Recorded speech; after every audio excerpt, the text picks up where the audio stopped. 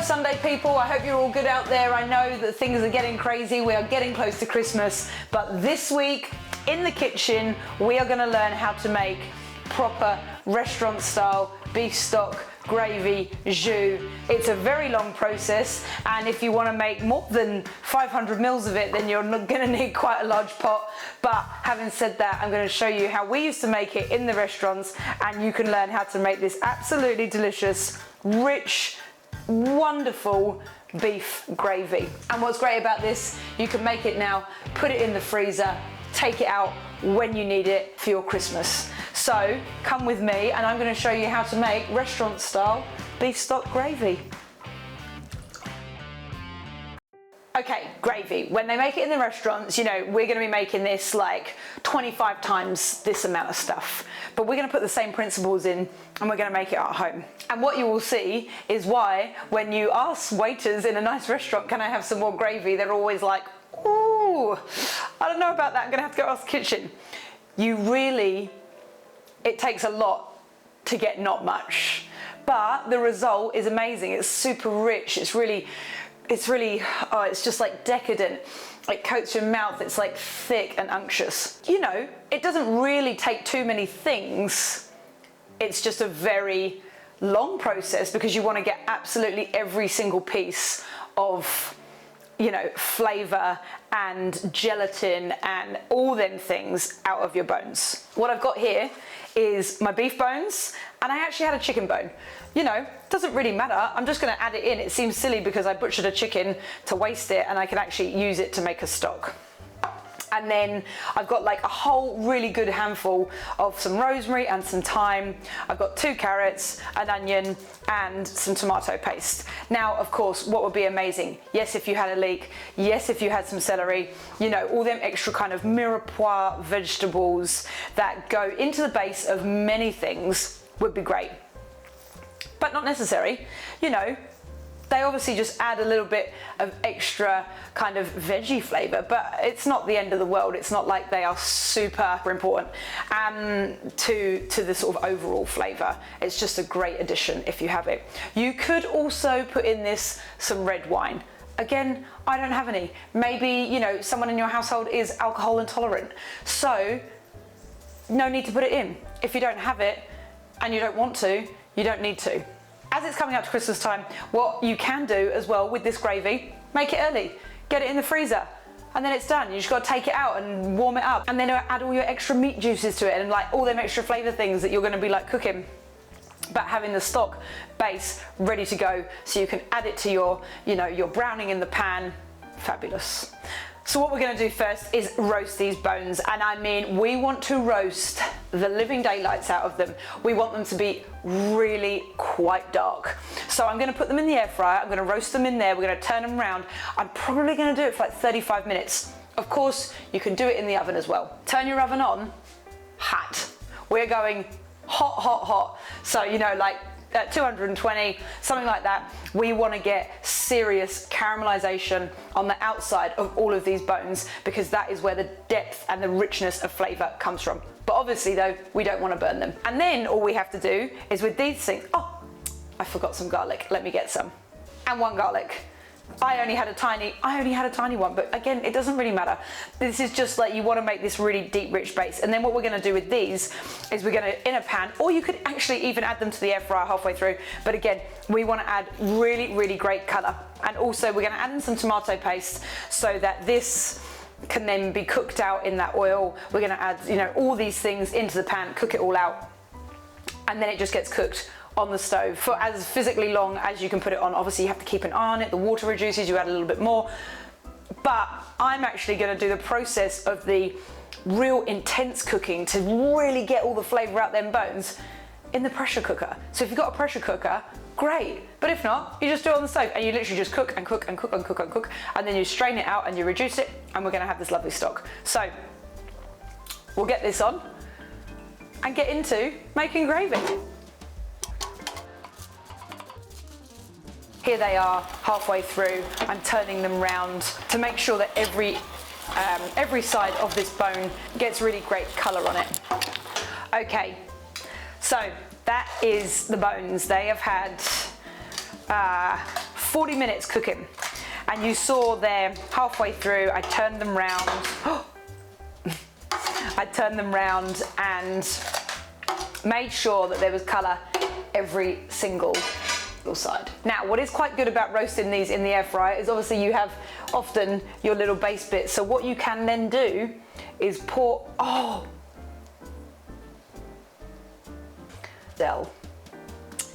well, there's some of the fat, but what you can do is pour it into a cup, or just get it absolutely everywhere, which is just an absolute nightmare because this is pure fat.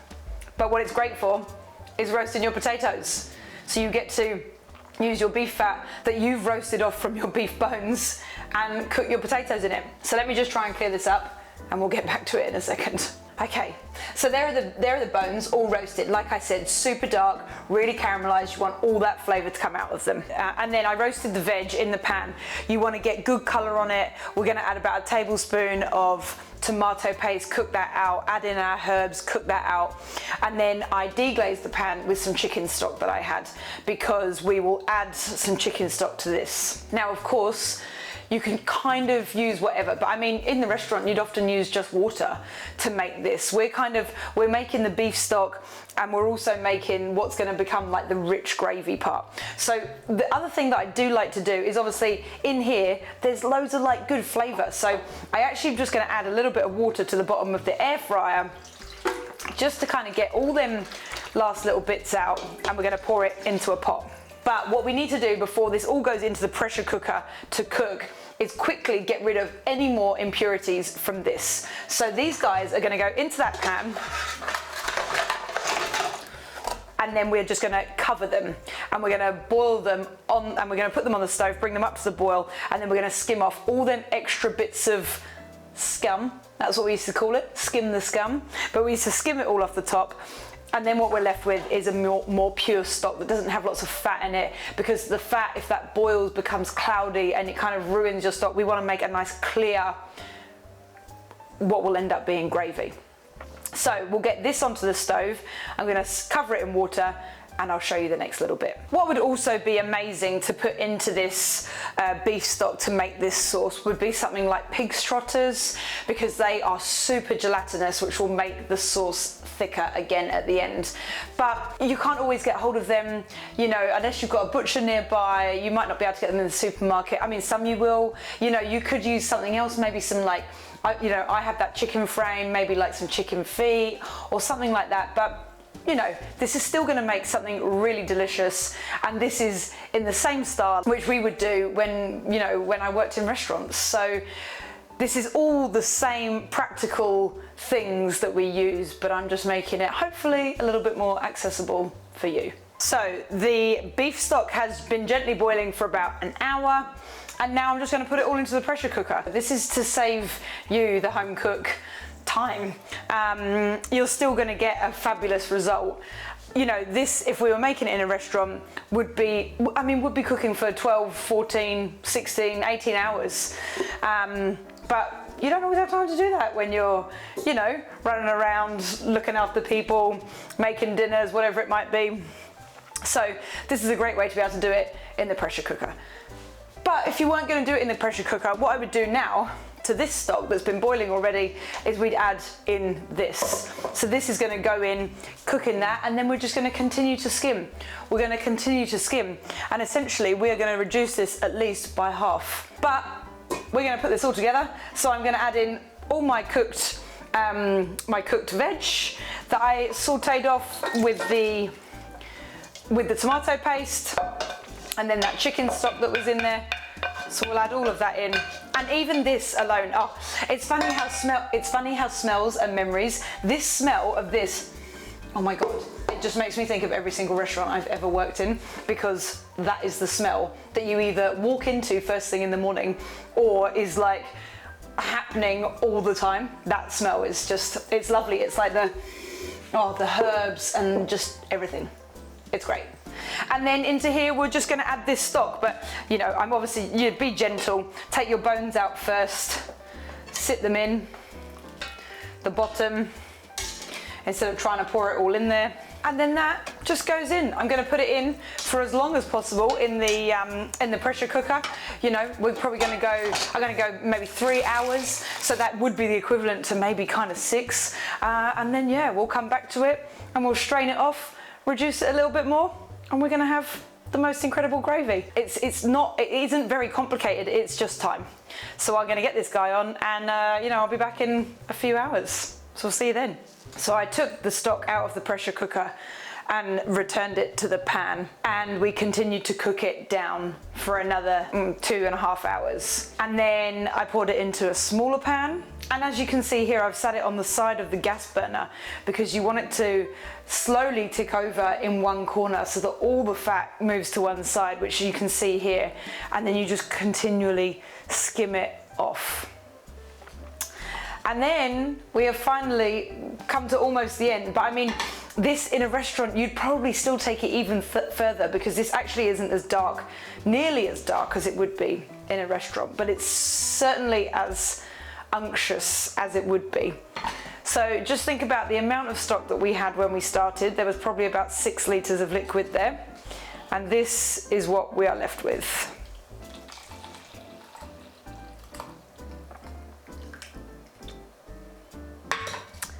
That there is 500 mils of gravy. And now, like I said in the beginning, you can probably understand why when you ask for more, there's always a little bit of hesitation because it just takes so long and so much effort for this small amount. But it will be like no other. It's going to be gelatinous, it's going to be thick, it's going to coat your mouth. This is really, you know, a great beef stock base that you turn into a wonderful gravy. So even though there's only 500 mils here, make it now, put it in your freezer, and then like I said on Christmas Day, you can bulk it out with your pan juice of your turkey or whatever it may be.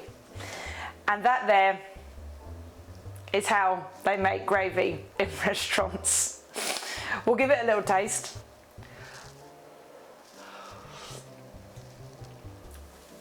Oh, you know though, like, you know, it's what's crazy about this gravy is like that, it is like thick, it's like coating my mouth, but you can taste the carrots, you can taste the onions, you can taste, you know, you can taste everything. It's so complex because it's taken so long to cook. I mean, I started cooking this at 9:15 this morning and now it's 4:15, and I've done a cheats version, put it in the pressure cooker, you know, cooking it down like that. This really, you know, is a labor of love, but yeah, it's so wonderful.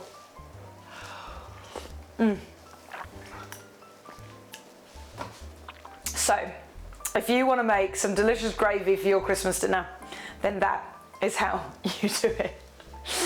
Like I said, it'll take you all day, and I mean, really, realistically, I could have left this overnight cooking, but yeah, for a cheats quick beef jus, it is not bad at all. Anyways, that there is all we've got time for today, and yeah, I'll catch up with you next week.